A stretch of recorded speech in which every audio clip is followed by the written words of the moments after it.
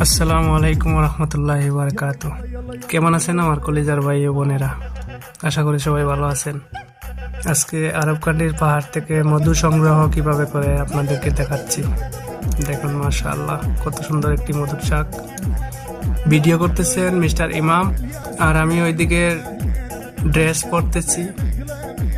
আর dress পরতে আমাকে help করতেছে মিস্টার অভিজিৎ। আসলে গরমটা অনেক বেশি, প্রায় 40 ডিগ্রি চলতেছে বর্তমানে। আমারও প্রায় ড্রেস পরা শেষ। আমি এদিকে মধু কাটতেছি আর ইমাম ভিডিও করতেছে। আর ওইদিকে অভিজিৎ মধু খাওয়ার জন্য নাচানাচি করতেছে। মাশাআল্লাহ, আলহামদুলিল্লাহ। অবশেষে এই মধুর চাক যাও পাইছি, আলহামদুলিল্লাহ। নসিবে যা ছিল তা আর কি।